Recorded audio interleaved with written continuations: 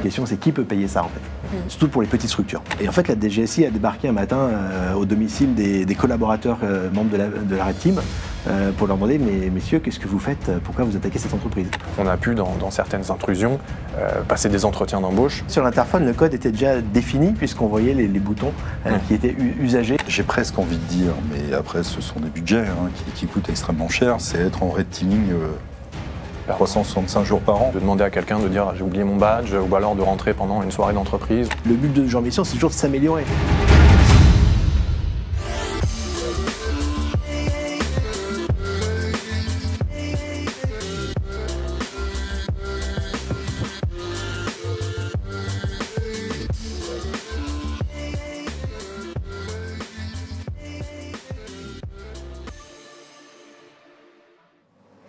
Bonsoir à tous et bienvenue à notre nouvelle émission Risk Intel Media, ce soir en partenariat avec Red Team by XMCO.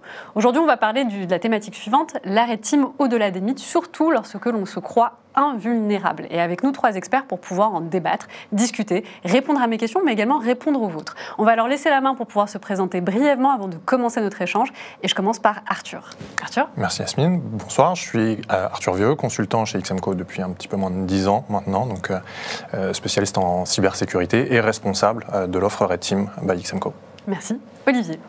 Olivier Stassi, je suis le directeur cyber de BPI France depuis 5 ans, dans le monde bancaire depuis 25 ans à peu près, ça ne me rajeunit pas, et plutôt intéressé sur le sujet de la Red Team. Merci. Et Florent. Bonsoir, je suis Florent Gillin, je suis le RSSI d'Ibenfirst depuis maintenant 3 ans et demi, après une carrière assez longue de la production informatique initialement. Et donc je suis très intéressé par ce sujet Red Team, puisque je vais bientôt en mettre une en œuvre, a priori, pour tester tout ce qu'on a fait depuis quelques années chez Ibenfirst pour renforcer la sécurité. Donc voilà, le sujet m'intéresse beaucoup. Eh bien, il nous intéresse également, et surtout il intéresse notre public, qui a été on a été plusieurs centaines à se connecter ce soir, je comprends, on me dit en tout cas dans la petite oreillette, mais également sur l'écran. Alors, pour commencer déjà, est-ce que vous êtes content d'être avec nous ce soir ? Très content. On ne vous a pas forcé. Voilà, c'était très content. Avec plaisir. Parfait. Alors, on va commencer la thématique avec cette question. Quelle est la différence entre la Red Team et un audit classique ? Comment est défini le périmètre d'un audit Red Team ? On va commencer par la Red Team, en fait, va être beaucoup plus vaste en termes de champ d'action, de possibilités, de techniques utilisées aussi, puisque souvent, avec les audits classiques, les pentests, on va vraiment s'arrêter à un périmètre restreint, réduit, avec des recherches de vulnérabilité exploitable, là où la Red Team va vraiment utiliser d'autres possibilités, comme par exemple de l'accès physique, peut-être, par exemple, du crochetage de serrures, l'utilisation d'informations qu'on aurait pu tirer d'ingénierie sociale. Donc je pense que c'est en ça. Et puis peut-être aussi sur le côté durée. Je pense que les audits habituels sont assez courts en termes de jours, alors qu'un Red Team peut peut-être s'allonger sur une plus longue période de manière à vraiment mettre en œuvre des techniques et des méthodes différentes. Arthur ? Dans l'approche qu'a XMCO, on est sur ce qu'on va appeler de la simulation d'adversaire. Donc c'est vrai qu'on va sortir du cadre initial du test d'intrusion, de la vérification technique, et plus d'avoir une approche orientée sur les risques qui couvrent l'ensemble de la société, l'ensemble de ses actifs, et donc avec cette idée de se dire si un acteur malveillant voulait s'en prendre à notre entreprise, comment et pourquoi il le ferait, et d'arriver à reproduire ces actions justement avec ces méthodes, avec ces mécanismes et ces outils d'acteurs malveillants, et pas de se mettre dans la peau d'un consultant sécurité qui viendrait faire des tests techniques, mais vraiment d'avoir une réponse un peu plus haut niveau, un peu plus globale, qui va couvrir beaucoup plus de risques qui sont généralement assez mis de côté quand on parle uniquement pentest ou vraiment de test d'intrusion technique. C'est-à-dire qu'on s'approche d'une situation un petit peu plus réaliste, un peu plus réaliste finalement de ce qui se ferait dans la vraie vie par des attaquants réels. Et je pense que c'est en ça que la Red Team est intéressante. Sortir des sentiers battus et utiliser les vraies armes, autant qu'on puisse, mais les vraies armes des attaquants et les vraies méthodes en fait. Et je pense que c'est là où on peut ne pas être prêt en pensant avoir fait ce qu'il fallait et en se disant mince, on n'a pas couvert tel ou tel périmètre, tel ou tel type d'action possible en fait. Et puis moi je vais compléter. Pour avoir vécu des Red Team depuis quelques années, c'est le côté recherche du trophée. On est vraiment sur de la gamification. Aller chercher le fichier RH, aller chercher le fichier X, le fichier Y, et le ramener et de dire je l'ai eu.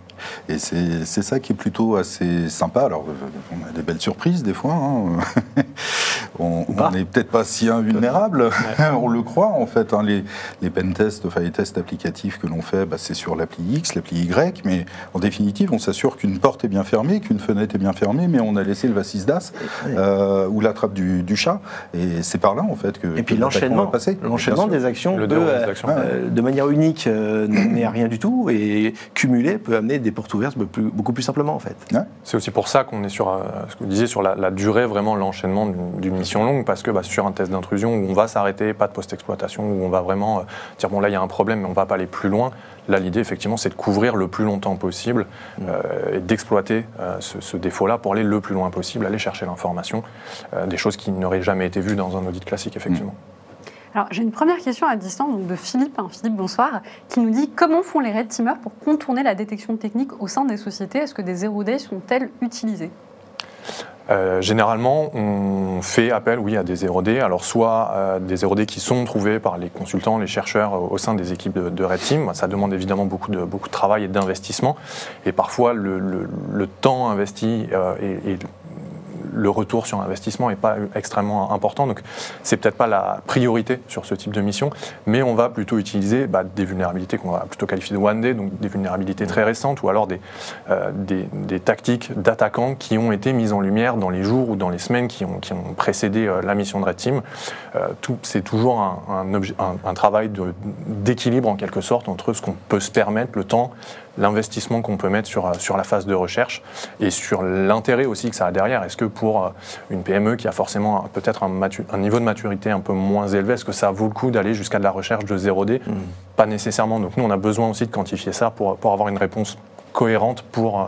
Je pense qu'effectivement, souvent de quoi faire sans avoir besoin de 0D, à mon avis. Il y a toujours des choses qui traînent et qui ne peuvent pas être patchées aussi rapidement que ce qu'on l'espérait tous. Je pense que quelqu'un qui me dit aujourd'hui 100% de mes systèmes sont à jour patchés, etc., j'y crois pas un instant, en fonction du nombre d'assets concernés. Humainement, déjà, techniquement, c'est quasi impossible dans des délais, je dirais, très très courts de tout faire. Mais tu vois, il y a un facteur aussi. Contraintes prod. Ouais. Il y a un sujet, tu parlais tout à l'heure de l'intrusion physique. Un peu par expérience, mais ça tu peux en parler beaucoup mieux que moi, mais on tourne beaucoup aussi sur l'humain, l'humain qui va te laisser rentrer facilement, l'humain qui va te... La politesse. Voilà, qui va même te donner la possibilité de t'expliquer où se trouve le local technique, et ça tombe bien, il a les clés. Ouais, c'est arrivé plusieurs fois sur beaucoup de missions que ça nous serve vraiment d'accès initial, où on se bloque sur la partie web, sur tout ce qui est exposé sur Internet, ou même sur du spear phishing qui finalement ne passe pas. C'est au final plus simple de passer par la porte et effectivement de demander à quelqu'un de dire j'ai oublié mon badge, ou alors de rentrer pendant une soirée d'entreprise ou des choses comme ça. Alors d'un point de vue simulation, c'est aussi des choses qui se font moins sur les groupes d'acteurs malveillants. C'est des techniques qui sont moins présentes et donc qui sont peut-être un petit peu moins réalistes, mais qui mettent en lumière aussi des grosses problématiques, parce que c'est pas parce qu'on est bloqué à un instant T sur une campagne de phishing que un acteur malveillant n'arriverait pas à rentrer d'une façon ou d'une autre avec du temps. Donc ça nous permet aussi de couvrir un peu tous ces angles morts d'un audit classique. Puis des fois, c'est plus simple que ce qu'on pense. Typiquement, pour venir ce soir, on est vu, il y avait un interphone à l'entrée. Et en fait, sur l'interphone, le code était déjà défini, puisqu'on voyait les boutons qui étaient usagés, en fait. Et on savait exactement quels étaient les numéros et les chiffres qui composaient le code. Donc, en fait, vous voyez, Yasmine, il y a un risque chez vous aussi, en fait. Exactement. On m'a fait remonter ce point en début d'émission. J'ai donné l'autorisation pour qu'on puisse le dire pendant l'émission, parce que je trouvais ça important. Mais on va aller nettoyer tout ça. Alors, justement, Olivier, tout à l'heure, tu as dit des mots que j'ai trouvé assez intéressants. Tu as parlé de gamification. Donc, c'est une approche un petit peu du jeu. Gamification, c'est toujours agréable. Moi, dans mes recherches, j'ai trouvé quelque chose d'un petit peu plus sombre. Donc ça, c'est une citation qui est issue d'un papier de recherche. Je vous la lis. Les attaques par ingénierie sociale peuvent avoir des répercussions involontaires sur la victime. Ces dernières peuvent être si sévères qu'elles peuvent, par exemple, conduire au suicide ou à d'autres formes de traumatisme. Et je trouve que cette citation est assez importante puisqu'elle souligne l'importance de l'éthique dans la red team. Et donc ça introduit ma prochaine question. Comment assurer cette éthique et qu'il ne dépasse pas les limites de leur périmètre? En parallèle, les red teamers sont-ils suffisamment protégés par la loi dans le cadre de leurs activités? Je vous laisse la main. Je pense que sur l'éthique, il y a forcément une question qui est importante et qui va se reposer beaucoup sur la confiance. Le sujet, c'est qu'on doit faire à un moment confiance à des gens pour travailler sur nos actifs qui sont potentiellement sensibles, potentiellement secrets. Et on doit faire ce choix-là, on n'a pas beaucoup de garanties, si ce n'est un cadre légal, dans un contrat, dans un mandat d'autorisation, dans des règles d'engagement. S'approcher d'une entreprise qui fait ça de façon professionnelle et qui fait confiance à ses propres consultants parce qu'eux-mêmes, au sein de l'entreprise, ont de l'expérience, sont là depuis longtemps, forcément, après, ça reste de l'humain. Donc, une personne qui déciderait de ne pas respecter tout ça, on serait un peu mal à l'aise de ne pas pouvoir gérer ça derrière.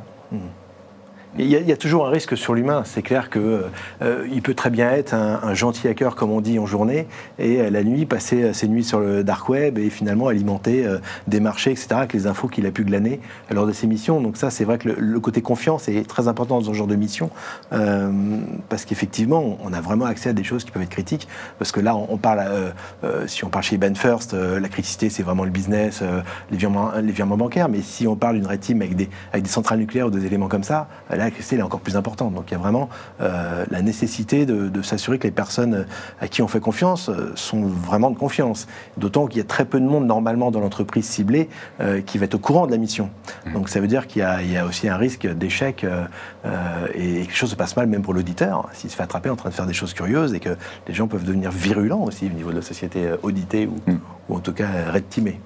Mais il y a aussi une vision un petit peu opposée à ça, qui est que, puisqu'on parle de simulation d'adversaires, quand on se place dans la peau de l'équipe Red Team, on considère qu'ils n'ont aucune information au préalable. Donc ils n'ont pas eu d'accès privilégié, ils n'ont aucune information qui est donnée par le RSSI, ils n'ont pas de login, de mot de passe, de choses comme ça. Donc partant de ce principe-là, en fait, s'ils arrivent déjà à accéder à de l'information sensible, à des actifs considérés comme particulièrement importants de l'entreprise, c'est que quelqu'un d'autre, de malveillant, aurait pu le faire aussi de la même façon, en utilisant les mêmes stratégies pour arriver à ces fins-là. Donc il y a l'idée de est-ce que je n'ai pas plutôt intérêt à faire confiance à une personne dont c'est le métier et à le faire en avance de phase, plutôt que de me dire en fait il y a quelqu'un qui arrivera à un moment ou à un autre parce que on ne fait que reproduire ce qui pourrait arriver dans la réalité. Ah oui, clairement. Là, je suis complètement en phase avec toi. Enfin, il faut arrêter de se dire... Alors, je reprends un peu le titre, quoi. On n'est pas invulnérable. Bien sûr. Enfin, au début, on le pense, parce qu'on est un peu plus jeune, puis on fait une red team, en se disant... Tout va bien se passer. Tout va bien se... Là, c'est une expérience passée d'il y a quelques années. Il y a longtemps. Et oui, 2 heures après, qu'est-ce que vous faites là ? Ah oui, ça fait un choc. Et on apprend effectivement à être humble. Et puis effectivement, tu le dis, vaut mieux faire appel à quelqu'un qui le fait sérieusement et qui a en plus cœur à dire, regarde, voilà, je suis passé par là, voilà ce qu'on pourrait mettre en place, voilà ci, voilà ça, plutôt qu'effectivement, que ça soit un hacker, un État, tout ce qu'on veut, qui gentiment rentre le plus discrètement possible, sortent de l'info, te lancent un ransomware, etc. et te mettent... Il ne faut pas oublier que l'objectif de ce genre de mission, c'est quand même de s'améliorer. C'est l'amélioration continue. C'est un petit peu le nerf de la guerre pour tout RSSI, c'est d'apprendre toujours de ses échecs. Et là, on est au plus proche de la réalité. Maintenant, il y a quand même des limites. C'est-à-dire que le Red Team, il a ses limites éthiques, il a ses limites légales, qu'un attaquant réel n'aura pas, en fait. Et donc, on va bien sûr tester plus de choses que dans un audit classique, mais on ne sera quand même pas au niveau d'une attaque réelle d'un État ou d'un gang très organisé. Donc il faut quand même l'avoir à l'esprit que ce n'est pas 100% sûr, que si les résultats de la Red Team ne sont pas pertinents, ça ne veut pas dire qu'un vrai attaquant ne pourra pas aller au bout des choses en employant des méthodes, je dirais, plus et encore aujourd'hui, même, je pense que sans aller jusqu'à dépasser les lignes morales qui seraient s'en prendre aux collaborateurs, à leurs informations personnelles, on n'a pas besoin, encore une fois, d'aller jusque-là parce que tout ce qui est trouvable dans le cadre professionnel suffit dans l'immense majorité des cas, des missions, à arriver à nos fins et à compromettre en fait nos trophées. Donc tu es en train de dire qu'en fait, toutes les entreprises auxquelles vous êtes attaqués aujourd'hui, vous avez toujours réussi vos missions parce qu'en fait, il y a toujours quelque chose qui traîne, qui n'est pas... Dans l'immense majorité, oui. Alors, c'est pas 100% des trophées sur chaque mission, mais on a toujours pu obtenir au moins 2-3 trophées, en pourcentage, plus de la moitié des trophées sur des missions qui ont été réalisées. Olivier, on a un petit peu de travail, du coup, ce que je comprends, c'est qu'on n'est pas tous au top. Après, question du risque zéro n'existe pas. Donc j'imagine que ça doit être pareil de votre côté. On ne passera pas avec XMCO, parce qu'il on va prendre des moins bons. Mais on va prendre des moins bons. Alors c'est vrai que c'est un autre sujet aussi, c'est qui est le commanditaire de la Red Team. Je pense que l'objectif peut être différent en fonction du commanditaire aussi. C'est-à-dire que si c'est la direction générale qui commande la Red Team pour tester finalement ses équipes, parce que le but de la Red Team, c'est aussi de tester la réaction, pas juste d'empêcher la prévention, c'est vraiment de tester aussi, ok, on a détecté, donc quelles sont les méthodes qui sont mises en place, quels sont les process. Et donc si c'est la direction qui lance, peut-être différent du RSSI qui veut lui juste tester et améliorer les choses, peut-être qu'il peut y avoir aussi des fois, et c'est un peu le risque à mon avis, d'un côté un petit peu plus accusateur avec les résultats. Eh ben, tu vois, Florent, quelqu'un se pose la question un peu similaire à distance. Donc, Ali qui a demandé quel événement ou élément peut justifier le déclenchement d'une mission Red Team. Cela peut être assez risqué dans certaines activités, effectivement. Qu'est-ce qui déclenche concrètement J'ai une réponse qui n'est peut-être pas politiquement correcte, mais je vais la dire quand même. Quelqu'un qui, par exemple, arrive au bout d'un contrat de SOC externalisé, il va peut-être pouvoir se servir d'un résultat d'une Red Team de manière à justifier des renégociations sur la prestation ou un changement de partenaire plus facilement, par exemple.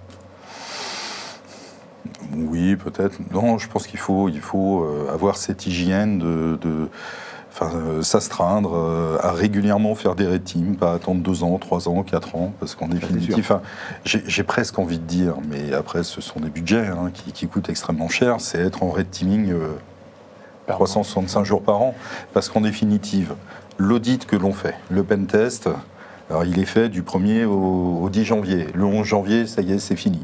Ta Red Team, tu l'as fait du 1er mars au 15 septembre. Le 16 septembre, on est déjà...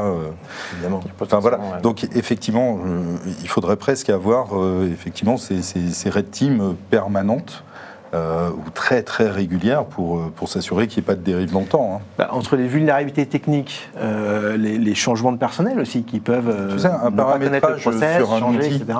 Une règle firewall, une option activée par défaut. Voilà. Et il y a aussi beaucoup d'entreprises qui vont légitimement se poser la question de est-ce qu'on est concerné, est-ce qu'on doit faire ce type de mission, est-ce qu'on est vraiment mature. La question qui doit se poser aussi, c'est en priorité, si un acteur malveillant décidait de s'en prendre à nous, pourquoi et comment il le ferait.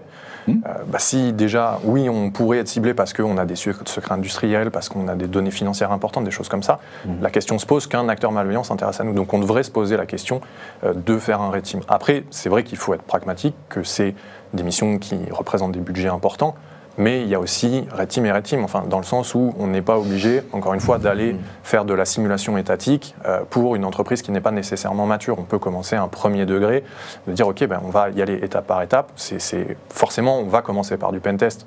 Quand vous commencez à avoir fait du pentest régulièrement, on va pouvoir faire un Red Team et après aller sur des degrés plus élevés de Red Team toujours. Mais il faut quand même y penser parce que c'est une approche différente, encore une fois, de l'audit qui a une vision beaucoup plus large. C'est important parce qu'en définitive, tu peux très bien lancer une Red Team et en fait, ça ouvre la boîte de Pandore. Le premier truc qu'on fait, on la ferme et on dit c'est pas grave, on n'a rien vu.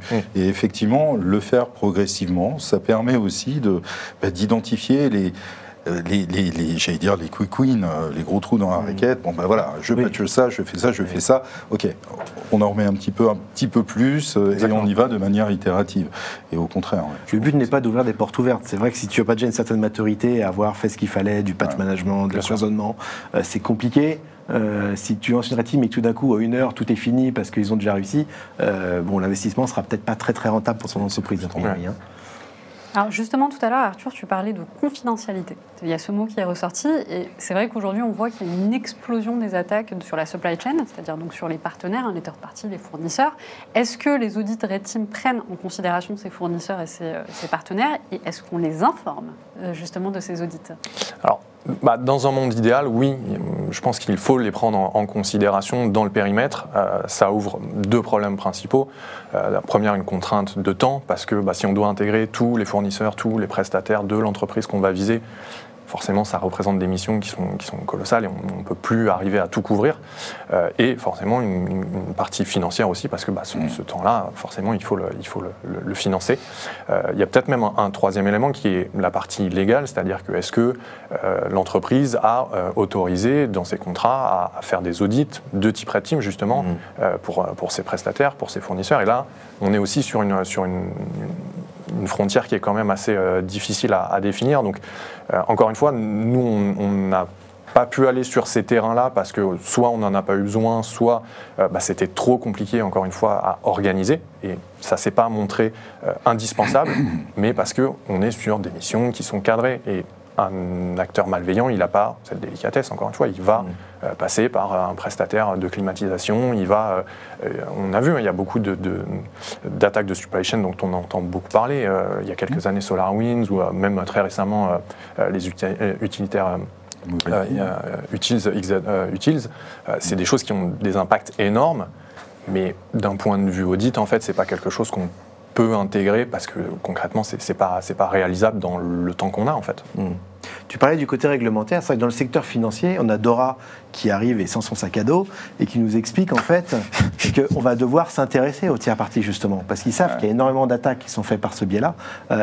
C'est quand même, on commence à poindre le bout de l'obligation quand même d'auditer régulièrement ces tiers parties et donc forcément on va être obligé de le rajouter dans les clauses contractuelles. C'est en ça que toutes ces réglementations sont très très axées legal aussi juridiques. C'est-à-dire que c'est pas que le RSSI qui peut venir à bout de ce genre de réglementation où il faut vraiment s'assurer que toute l'entreprise en fait marche dans le même sens parce qu'il y a énormément de sujets à adresser en fait. Ça va être aussi une grosse complexité pour le prestataire qui travaille pour 10 sociétés, qui va se faire auditer, idéalement même peut-être red teamé, on va dire, qui va remplir d'ailleurs des questionnaires. Jamais le même.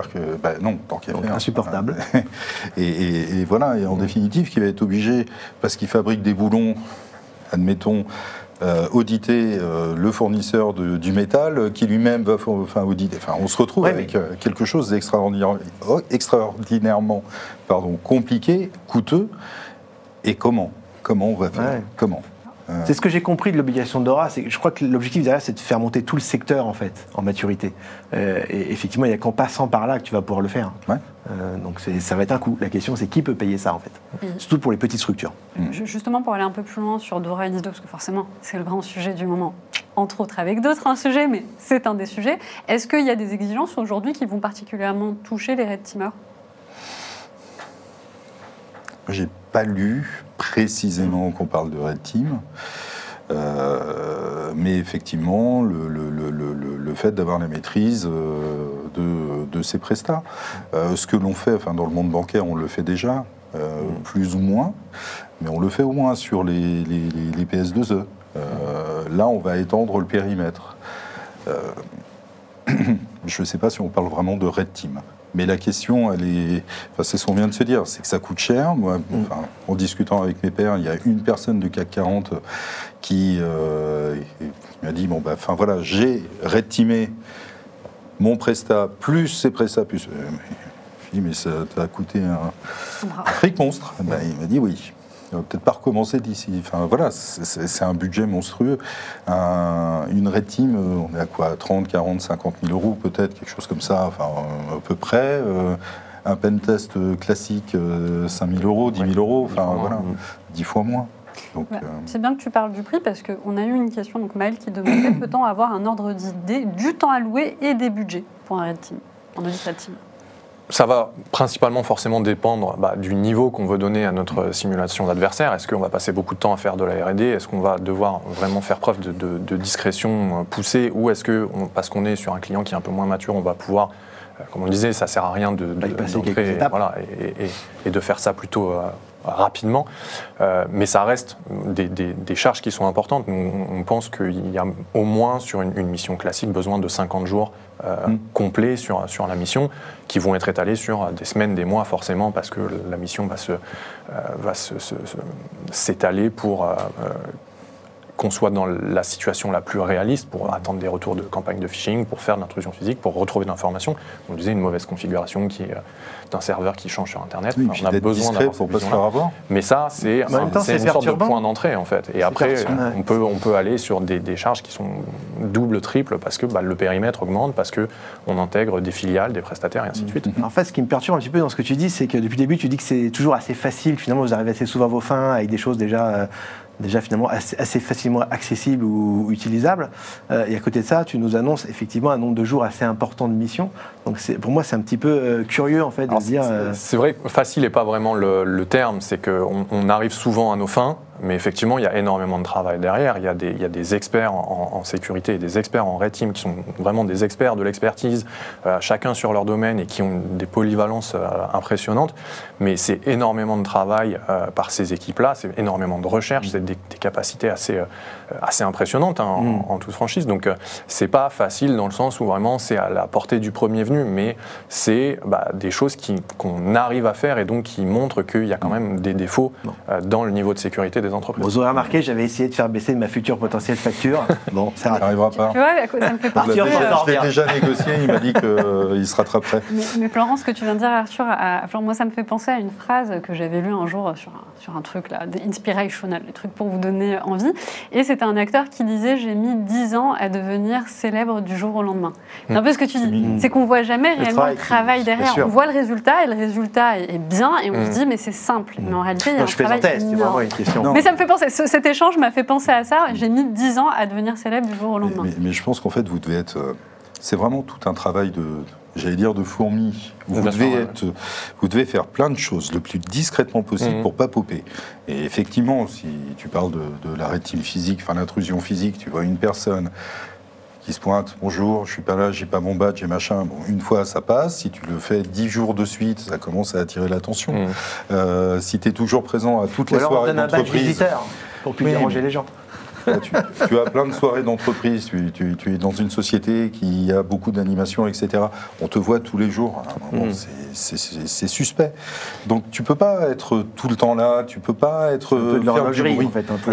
On n'a pas vraiment le droit à l'erreur, en fait. Et c'est vrai que le travail de fourmi, c'est une bonne illustration, parce qu'on est vraiment retourné dans des consultants qui travaillent sur des missions et qui travaillent pendant des semaines, et où on entend vraiment le cri de joie au moment où ils ont réussi à atteindre leur objectif, parce que ça a été un travail justement de fourmi, et qu'au moment où on appuie un peu sur le bouton de « ok, je lance mon attaque, il faut que ça fonctionne », si ça fonctionne, ils sont contents quand ça fonctionne. Et vraiment, c'est un travail monstrueux derrière.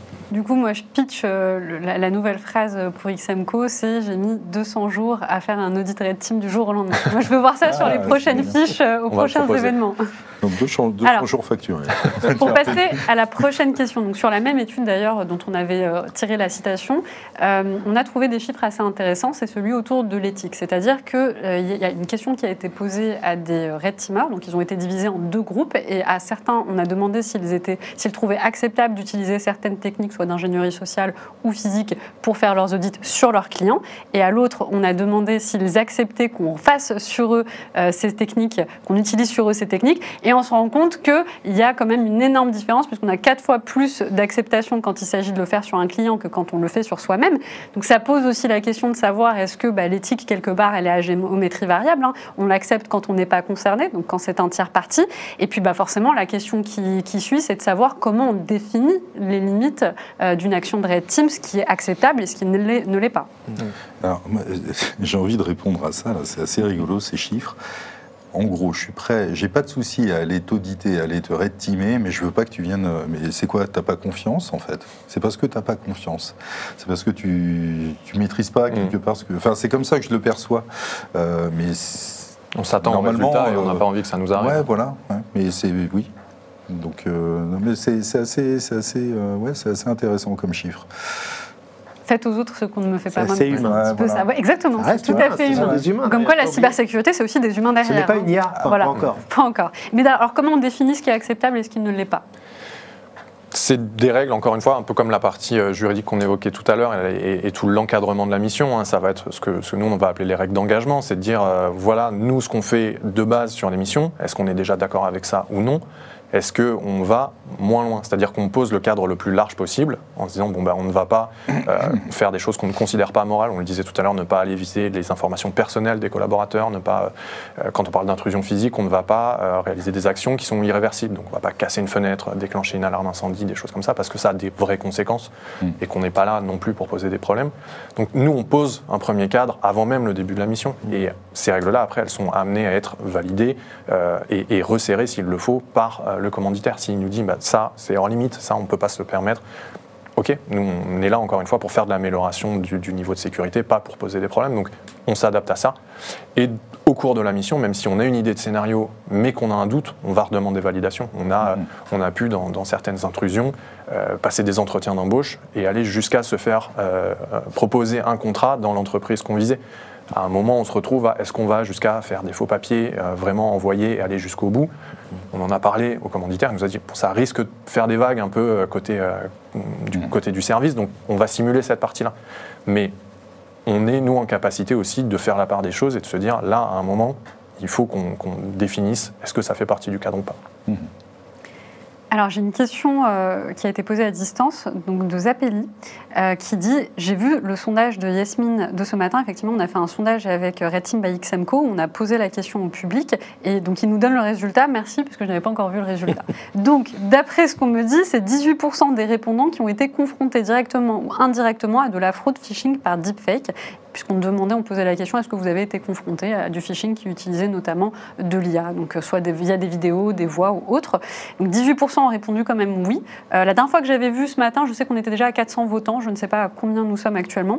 Au vu de ces résultats, la Red Team doit-elle inclure l'IA et les deepfakes dans ces techniques ? Personnellement, je pense que oui. Après, il faut être conscient que l'IA, comme beaucoup d'autres choses, ne va pas remplacer la Red Team, ça ne va pas remplacer les consultants, ça ne va pas remplacer des solutions de sécurité. Je pense que c'est un outil qui va être extrêmement intéressant, et principalement pour cette partie-là qui est la partie deepfake, pour tout ce qui est création de fausses vidéos, de fausses voix. On voit des scénarios d'exploitation de fraude au président qui utilisent ces techniques-là, et c'est déjà très... Dernier exemple à Hong Kong, où il y a eu, je crois, 24 millions de dollars qui ont été détournés. Tout à fait. Exactement. Quelque chose d'incroyable. On se dit, juste une réunion Teams, ça vaut le coup, en fait, d'investissement. C'est un très gros investissement, parce que c'est des technologies qui sont encore émergentes, si on peut dire, mais aujourd'hui, le jeu en vaut forcément la chandelle, et ça va se démocratiser, ça va être utilisé.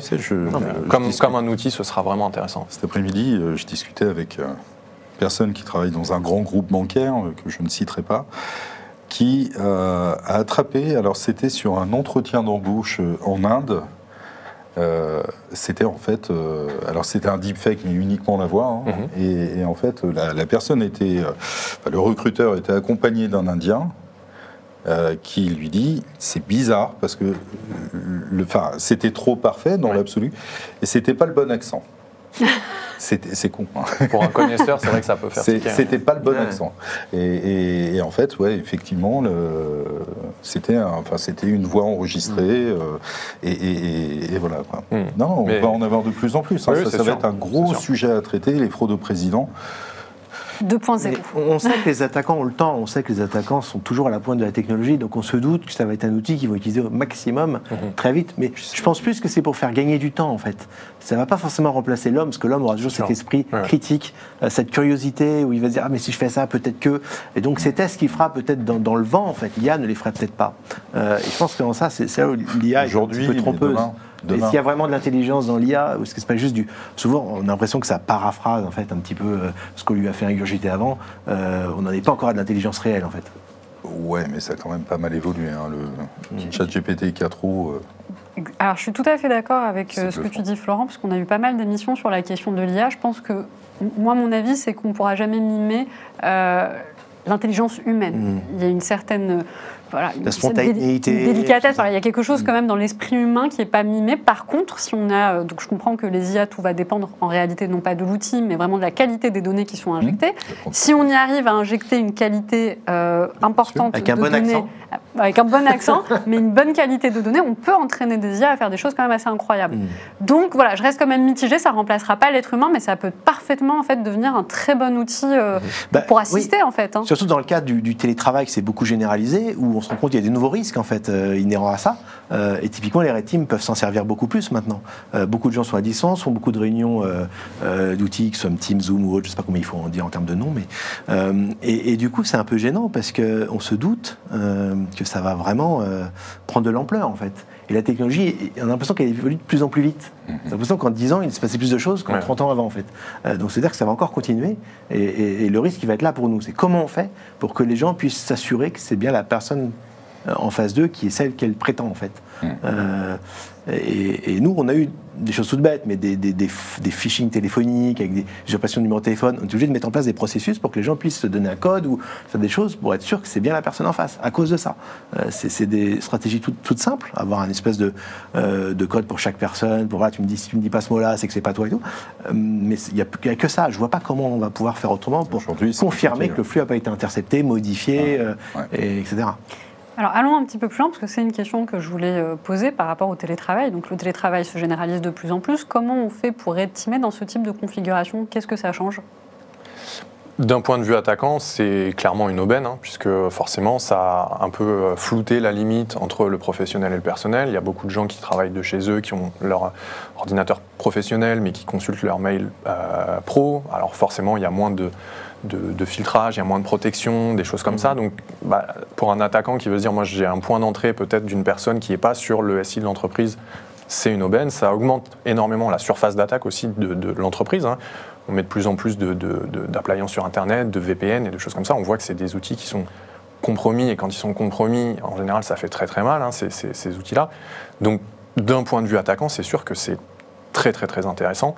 D'un point de vue red team, vu qu'on fait cette simulation, nous, on est à la fois content parce que ça nous permet aussi d'avoir une augmentation de cette surface d'attaque, mais un peu plus gêné parce que, comme je le disais, la frontière, elle est beaucoup plus floue entre qu'est-ce qui est pro, qu'est-ce qui est perso. Est-ce que si la personne, elle est chez elle et que je l'appelle pour faire de l'ingénierie sociale, est-ce que c'est un cadre professionnel ou pas? Est-ce que je dois rester dans les horaires de bureau? Donc ça ouvre aussi beaucoup d'interrogations quand on est justement du côté d'où je me pose la question de est-ce que c'est moral ou pas. C'est l'éthique, c'est la partie éthique.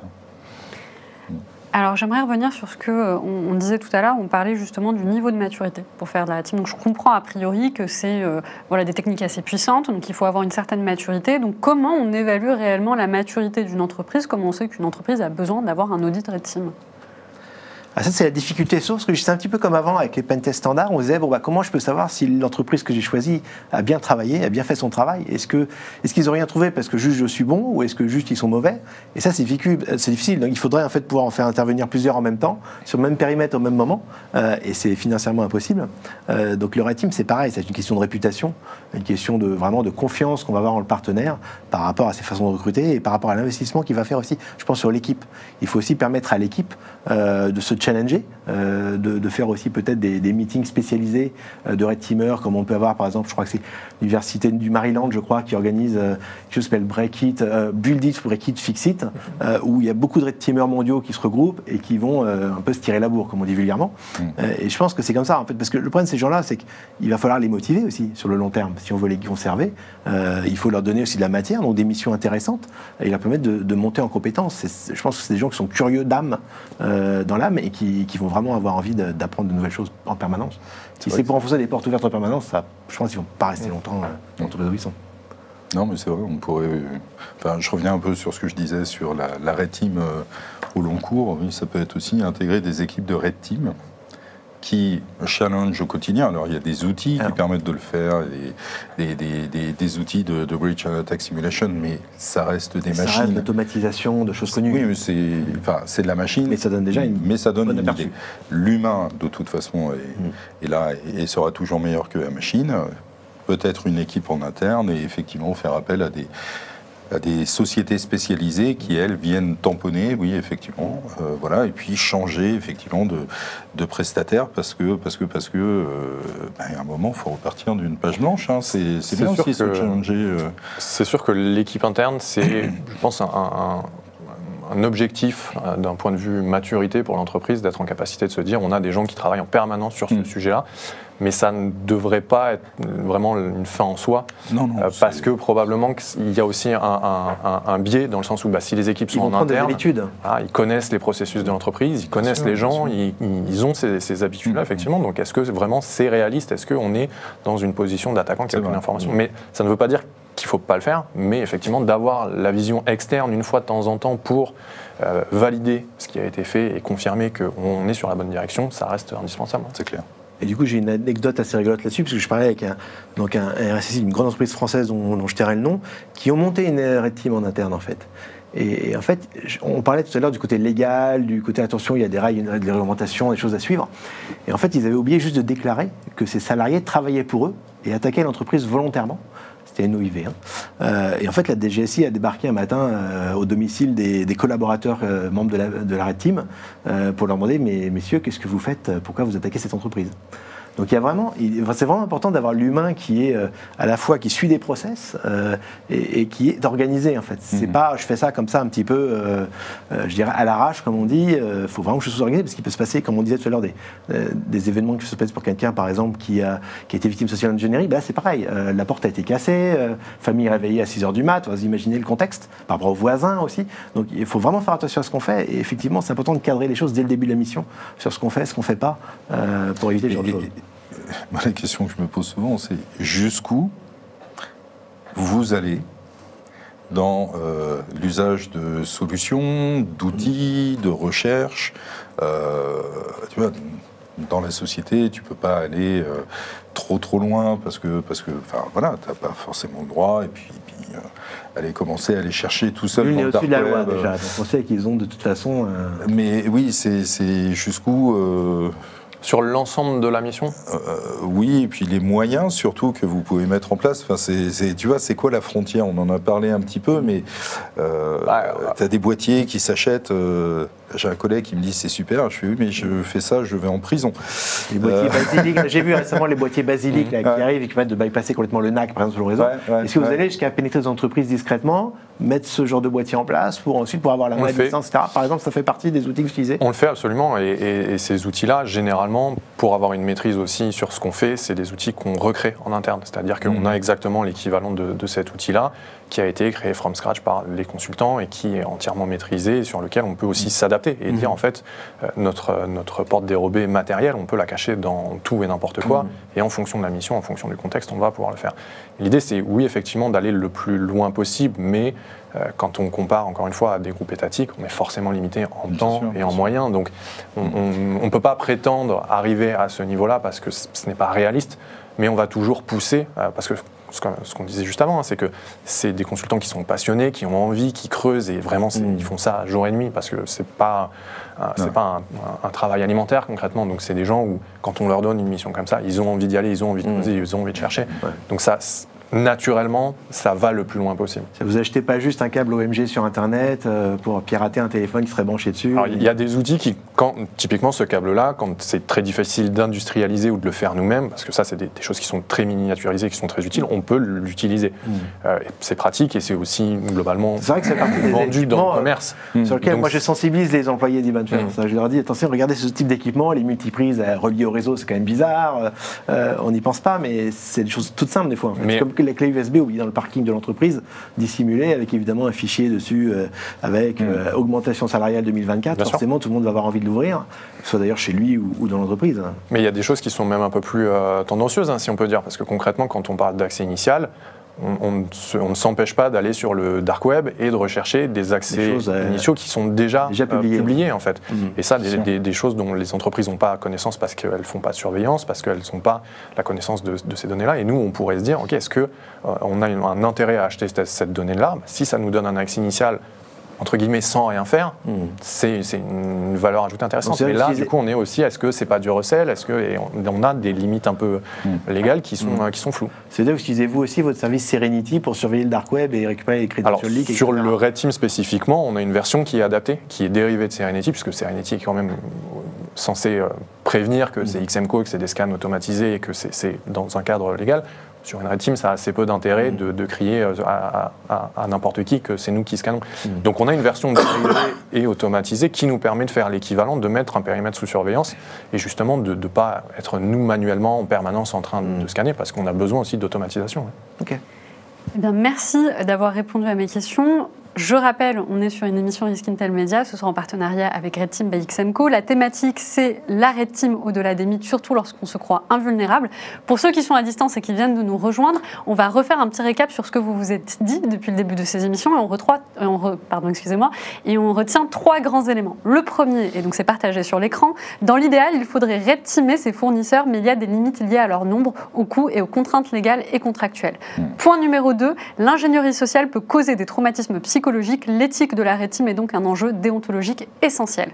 Point numéro 3, un audit Red Team coûte en moyenne 50 000 €. C'est plus cher que du pentest, mais le travail est beaucoup plus approfondi et nécessite environ 50 jours de travail pour une mission classique. Je suis déçue, on n'a pas retenu ma superbe phrase concernant... 200 jours. Exactement, 200 jours pour réussir à faire un audit Red Team. Je le répète, du jour au lendemain, je pense que c'est particulièrement important. Merci en tout cas pour ces points. On continue l'émission et puis merci à ceux qui sont à distance. Ma prochaine question est la suivante. Comment concrètement les Red Teams parviennent-elles à mener des attaques au plus proche de la réalité ? En tout cas, des attaques réelles. On voit. Je crois que l'idée, encore une fois, c'est de bien customiser, en fait, personnaliser la cible. C'est-à-dire que si on s'intéresse à quelle est la cible, quel est son secteur d'activité, ça veut dire qu'on va potentiellement, grâce à la threat intelligence, avoir une idée de quels sont les attaquants habituels de ce genre de secteur, de ce genre d'entreprise. Et donc, on va, par exemple, avec le Mitre Attack ou des matrices comme ça, savoir quel type de TTP, enfin de tactiques et techniques sont utilisées par ces gens-là. Et donc l'idée, j'imagine, c'est de reproduire aussi ce type d'agissement, les méthodes et les outils qu'ils utilisent pour être au plus près de la réalité de ce qui se passerait si vraiment c'est ce groupe qui attaquait. C'est ce que vous faites chez Effectivement, n'importe quelle mission doit commencer par cette partie-là, un petit peu de CTI, qui est de se dire, en fait, pourquoi un groupe malveillant attaquerait cette entreprise et comment elle le ferait, effectivement, et d'être en capacité de se dire on va coller au plus proche de ça. Et forcément, les TTP vont être adaptés en fonction de tel ou tel contexte, en fonction de telle ou telle entreprise, secteur, et ainsi de suite. Donc ça nous permet déjà d'avoir une approche qui est beaucoup plus réaliste et pas juste de se dire, en fait, on déroule une méthodologie de pentest ou on fait un top 10 de l'OWASP. Donc ça, c'est déjà une première approche.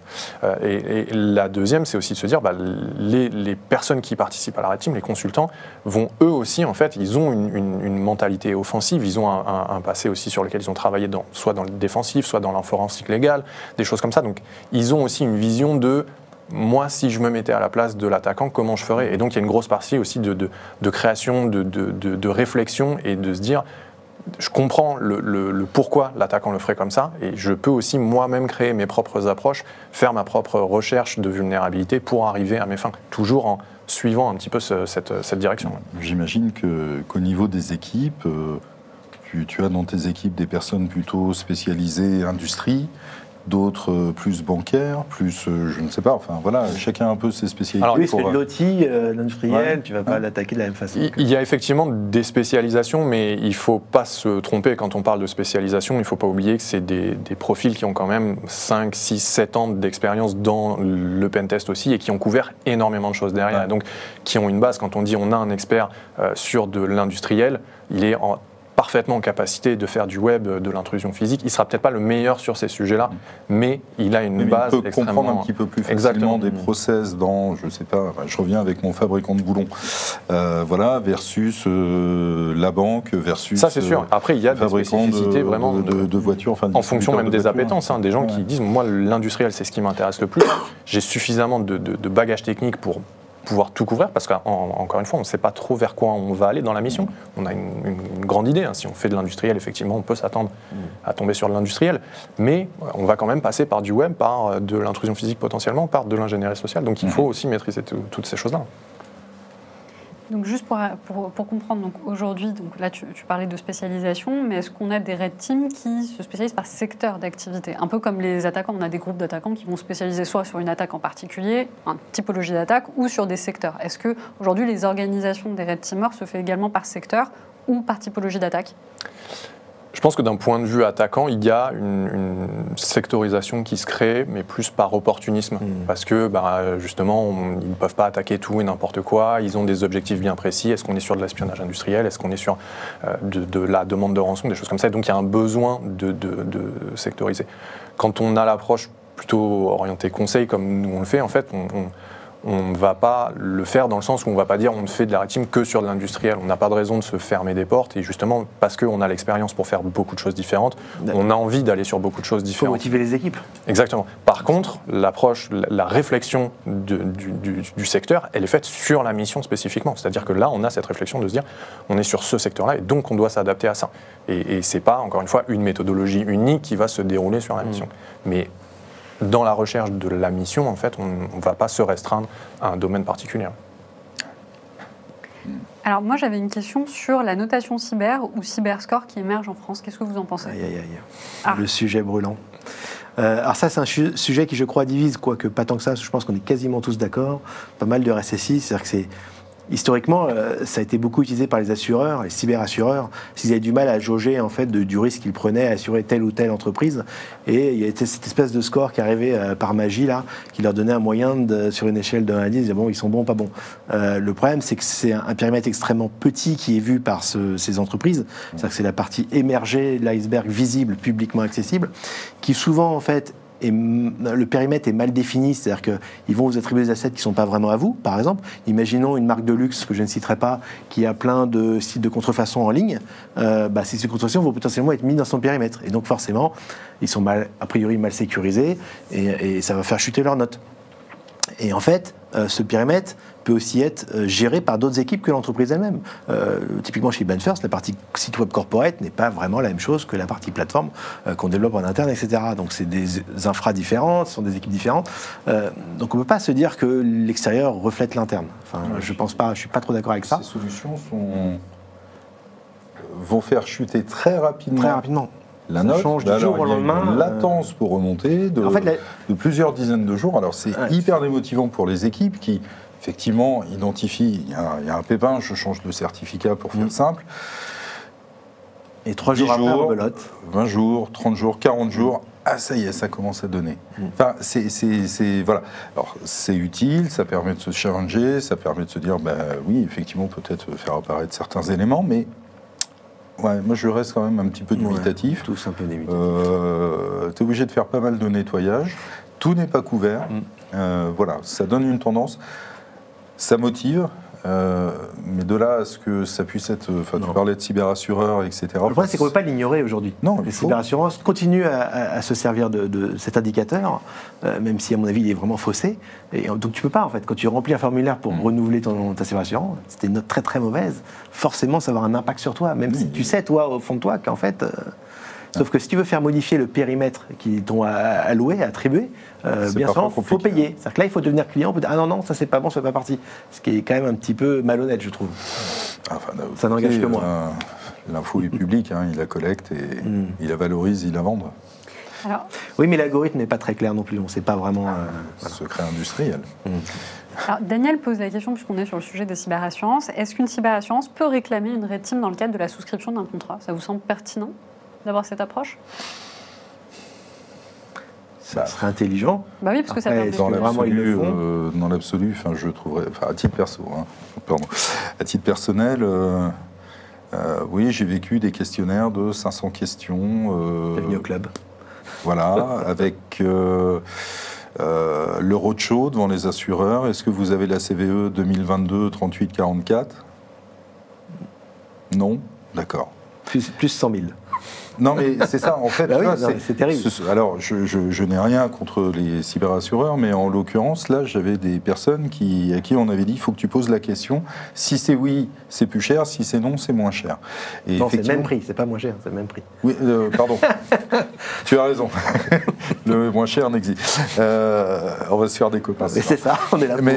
Mais effectivement, que l'on mette en place des solutions qui montrent le niveau de maturité. On le fait chez BPI, je ne veux pas faire de la pub, mais avec les PME, TPE, etc., de mettre en place tous les éléments qui leur permettent de démontrer un niveau de maturité qui, in fine, permet probablement de payer moins cher. Ça ne me semblerait pas complètement surprenant qu'à un moment on nous dise écoutez, vous démontrez-nous factuellement par une red teaming que vous êtes résilient, que vous êtes... Sauf qu'on sait que ça marche quasiment à tous les coups, alors du coup c'est embêtant parce que là on est en train de se tirer une balle dans le pied. Mais il y a la question aussi de combien de temps il passe. On va y passer en fait. Oui, non mais c'est vrai, mais est-ce qu'à un moment, quel niveau, jusqu'où on va? Oui, c'est ça. C'est ça. C'est effectivement, il faut connaître les règles du jeu. Et après, effectivement, dire j'ai fait ma red team, j'ai vu que j'avais un trou dans la raquette ici, j'ai mis le plan d'action. Enfin, c'est ce qu'on fait avec les pen tests, avec les missions d'inspection générale, avec les missions des différents régulateurs qu'on peut avoir, etc. On n'est jamais à zéro. Il y a toujours des défauts. Ces défauts, servons-nous. Et au contraire, ce sont pour moi des bons arguments de vente quelque part, que de dire oui, je suis conscient et regardez mon plan d'action et maintenant c'est traité. En tout cas, ça c'est serait la plus conscience. sérieux que de se baser Bien sûr. sur une notation cyber qui sort de je ne sais où. Ouais. Alors, je prends une question également du public. Donc, Sonia qui demande, une fois une machine compromise, quelles sont vos étapes prioritaires pour maintenir l'accès et escalader les privilèges? Quels outils ou scripts utilisez-vous pour la collecte de données ou l'exfiltration après avoir compromis une cible? Oh, On sent quelqu'un qui veut se lancer dans le métier. Voilà. C'est très spécifique, mais donc c'est la société.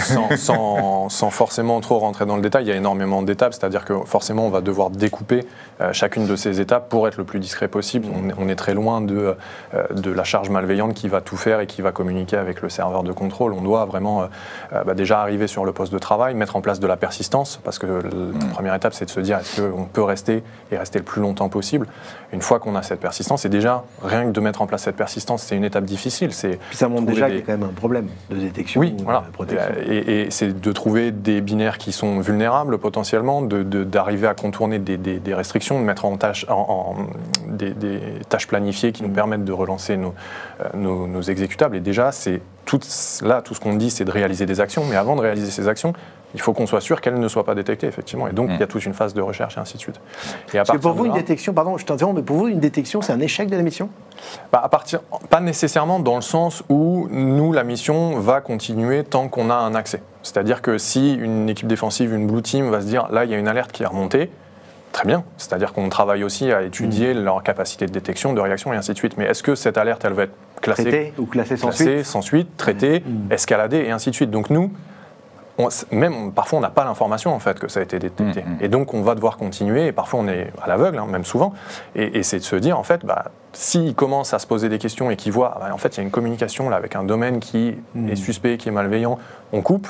Nous, on est normalement en capacité de se dire, OK, on a un domaine de secours, on a des canaux de communication de secours pour pouvoir continuer. Et là, on rentre un peu dans un jeu du chat et de la souris où on se dit, la mission va continuer tant qu'on ne sera pas complètement sorti par la Blue Team. Quand tu parles de chat et de souris, est-ce que vous arrivez à tomber sur des équipes en Blue Team qui, in fine, arrivent à vous attraper. La déception. Et non, mais qui essayent en fait de jouer avec vous pour vous embarquer là où elles ont envie. Alors, à ma connaissance, j'ai pas eu de retour de mission où la Blue Team était consciente que c'était un exercice, si ce n'est à la toute fin de la mission, mais où on n'est pas rentré dans ce jeu-là avec elle. Par contre, effectivement, on a eu une mission assez récemment, j'ai l'exemple très clairement en tête, où on réalisait des actions malveillantes depuis un poste de travail compromis, et donc d'essayer d'interroger l'Active Directory, par exemple, de façon unitaire, mais on tombe sur un compte, un honeypot, donc un compte qui est là pour lever des alertes, justement. Et il y a quelqu'un du support qui contacte la personne donc sur son poste de travail sur Teams en lui disant « Bonjour, est-ce que tu as réalisé ces actions sur le réseau? C'est bizarre, on a reçu des alertes. » Et où donc nous, en ayant le contrôle du poste de travail, on voit les questions du support qui sont posées sur Teams et on s'introduit dans la conversation. Et on a répondu à la place de la personne en lui disant « Je ne sais pas de quoi vous parlez, je n'ai pas réalisé ces actions » et ainsi de suite. Et un peu plus tard, on a vu la vraie personne qui répondait en disant « Non, je vous confirme, c'est pas moi. » Donc il n'y a eu aucune prise de conscience de la personne en fait qu'on s'était immiscé dans la conversation. Et donc c'est aussi ces étapes-là de reconnaissance une fois qu'on est sur le réseau interne qui nous font gagner de l'information, qui nous permettent de jouer un peu en se disant « Ok, on va pouvoir utiliser ça, on va pouvoir viser cette personne, et ainsi de suite. » Et c'est vraiment une adaptation de tout moment pour arriver à nos fins quand on est sur le réseau vraiment de l'entreprise. Ça fait peur, des fois. Alors, Yann qui indique la chose suivante, un point essentiel de l'avantage d'un Red Team est également, à mon sens, qu'il ne permet pas uniquement d'évaluer un niveau de sécurité, mais surtout une capacité de réponse à un incident. Savoir si la capacité de détection du SOC interne ou du MSSP est efficace, voir comment la chaîne de décision s'organise, comment les équipes IT peuvent intervenir et comment la communication de crise se passe, etc. Cette partie n'est pas évaluée lors d'un pentest. Exactement. Ah non, mais clairement, c'est pour ça d'ailleurs qu'on ne prévient personne quand on fait une Red Team. Enfin, le commanditaire, le RSSI souvent est au courant, mais il a envie de challenger aussi ses équipes. Ça fait partie de la mission, c'est vraiment bien sûr. C'est vérifier que la capacité de détection, elle est là, qu'elle est efficiente, et que... Détecter, ça ne suffit pas. Donc il faut que ce soit fait, Bien sûr. Et effectivement, lancer une gestion de crise, derrière, ça peut être... Surtout quand on sait que c'est du fake. Enfin, quoique, on peut être aussi attaqué par avoir une vraie attaque. Heureusement, faut faire attention. on a des communications qui sont privilégiées et qui permettent de faire des levées de doute forcément, mais c'est important d'avoir cette vision-là de est-ce que c'est traité, est-ce que c'est vraiment traité, correctement traité, est-ce que les processus sont suivis jusqu'au bout, parce que on a eu des exemples effectivement où en fait beaucoup de tickets d'alerte sont passés en faux positifs parce que c'est des alertes qu'on a très régulièrement et on passe. Et en fait, on est tellement sûr de notre niveau externe qu'on se dit c'est pas possible qu'on ait ces alertes réelles sur le réseau interne, par exemple. On en a eu d'autres où vraiment ça a escaladé jusqu'à déclencher des analyses forensiques parce que l'équipe a vu qu'il y avait une compromission d'un serveur web et donc le RSSI, là, il a dit, moi, je regarde, ok, ça va coûter un peu plus cher parce qu'on va payer un forensic sur un week-end, mais au moins, je vois jusqu'au bout comment ça se passe, et c'est ça que je veux savoir, en fait, parce que le jour où ça nous arrive, je veux savoir si les équipes elles sont en capacité de comprendre, d'agir, avant que ça ait des vraies conséquences qui nous coûteront beaucoup plus cher. C'est clair.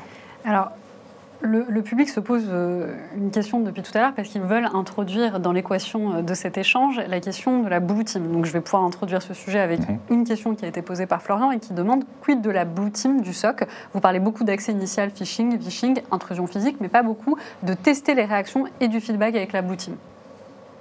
C'est vrai que pour l'instant, on a parlé beaucoup d'intrusion en mode sous-marin, totalement discrète, etc. Mais on peut effectivement mettre en place une blue team pour justement faire cette amélioration continue presque en temps réel. C'est-à-dire se dire, voilà, on vient de faire cette action, vous ne nous avez pas vu, vous nous avez vu, qu'est-ce qui vous aurait permis de nous détecter, mettez-le en place maintenant, on reteste. Et cette amélioration peut être effectivement significativement plus intéressante en termes de gains immédiats de sécurisation. Maintenant, je pense que le coût n'est pas le même non plus. Il faut aussi avoir des gens compétents en face, puisque le partenaire va peut-être pas forcément vouloir travailler gratuitement comme ça, à des moments peut-être aussi aléatoires. Donc, mais effectivement, c'est l'idéal de pouvoir à la fois avoir les attaquants et les défenseurs qui se parlent de temps en temps et qui voient en gros est-ce qu'on vous a détecté, pas détecté, est-ce qu'on est capable de réagir. Et la question est très bonne, c'est que c'est le nerf de la guerre. Le but de Jean Mission, c'est toujours de s'améliorer. Donc c'est comme un rapport de pentest. Vous faites un pentest et vous faites rien du rapport derrière, je veux dire, c'est juste de l'argent perdu. Ouais. Cette approche-là, je pense qu'elle est intéressante quand c'est un exercice conjoint. Concrètement, on va parler de Purple Team ici, en fait. C'est d'effectivement de se dire, on a une Red Team qui a des capacités d'attaque, qui peut jouer des scénarios, qui peut tester beaucoup de choses, et on a une Blue Team et on veut voir effectivement qu'est-ce qu'elles peuvent détecter, pourquoi, comment, et de croiser les résultats. On est quand même sur une prestation qui est différente, qui a un objectif différent, mais qui est particulièrement intéressante parce que effectivement, on veut se challenger sur nos capacités de détection et être le plus peut-être exhaustif possible. Concrètement, sur la Red Team, où on va se dire, nous, on va choisir le bon scénario d'attaque et peut-être qu'en fait, il y en a des dizaines et des dizaines d'autres qui auraient été détectés et qui auraient montré un très bon niveau de maturité des équipes défensives. Mais on a choisi le bon et forcément, peut-être que d'un point de vue exhaustivité, c'est pas représentatif. Et donc sur le Purple Team, là, on va vraiment être sur une approche où on se dit, OK, déroulons nos scénarios d'attaque et conjointement, on va travailler sur cette amélioration d'un point de vue vraiment défensif pour dire, OK, ça, on l'a testé, pourquoi on l'a vu, comment on l'a vu, et ainsi de suite.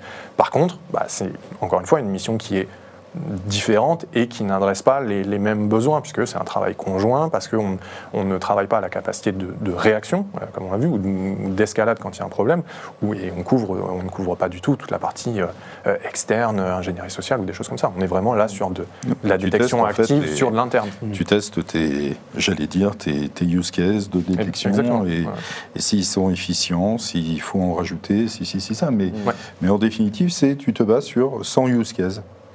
Exactement. Mais c'est complètement, j'allais dire presque déshumanisé, puisque tu n'as pas le côté malveillant, en fait, quelque sorte, du hacker. Tes use cases sont instantanés, en fait. Les techniques évoluent, c'est le but du mythe, c'est de pouvoir suivre ça aussi. Et donc, si tu n'adaptes pas au fur et à mesure ta défense, ta détection, plus la détection déjà dans un premier temps, aux nouvelles méthodes d'attaque, c'est sûr qu'ils vont passer à travers à un moment ou à un autre, quoi. Donc, c'est pour ça que c'est important de le faire aussi régulièrement, ce genre de choses, pour pouvoir vraiment avoir cette vision à jour, quoi. Tu as vraiment ou l'attaquant ou l'accompagnant.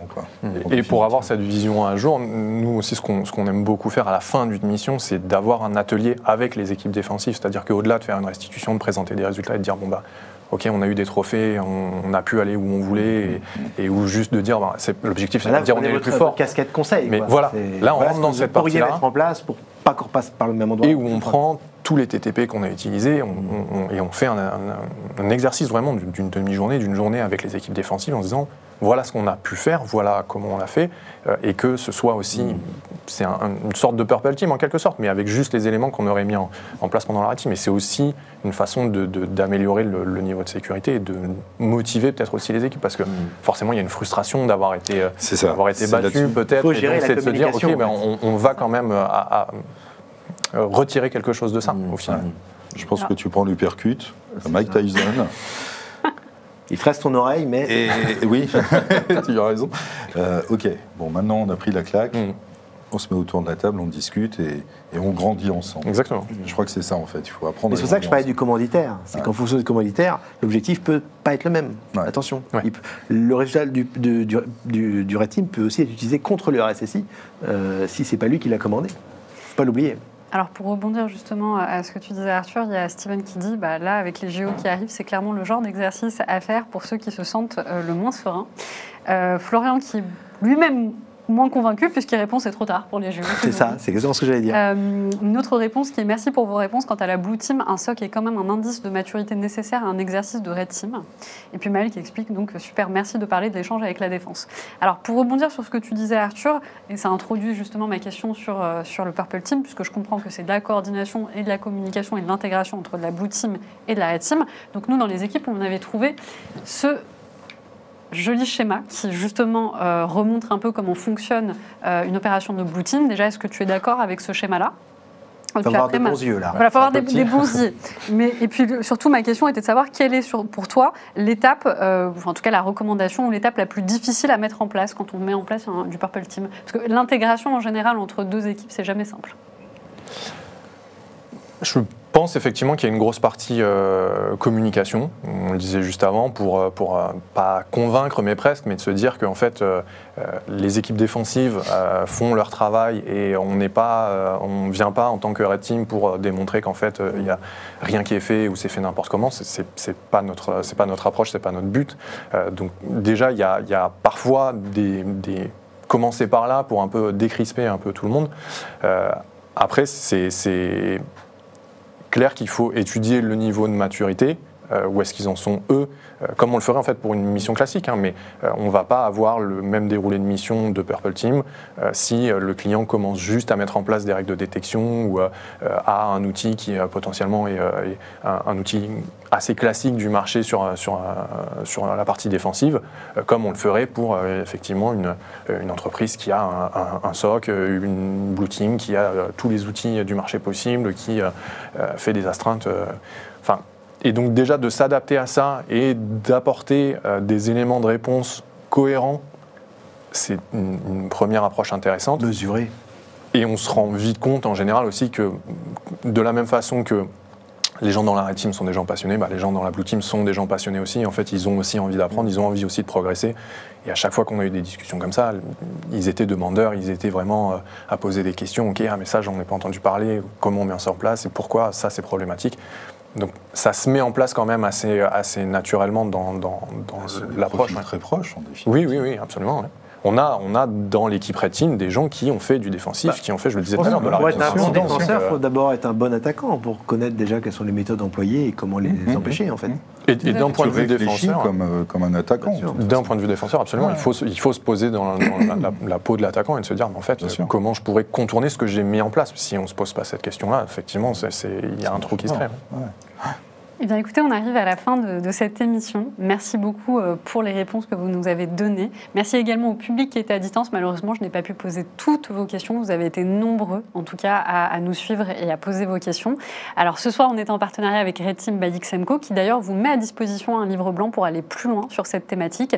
Pour ceux qui n'ont pas coché la case pour le recevoir, n'hésitez pas à nous envoyer un email. Je remercie encore nos intervenants d'avoir joué le jeu, le public qui était à distance, les gens qui sont actuellement au cocktail. Et puis, je vous souhaite une excellente soirée et à la prochaine pour notre émission Risk Intel Media.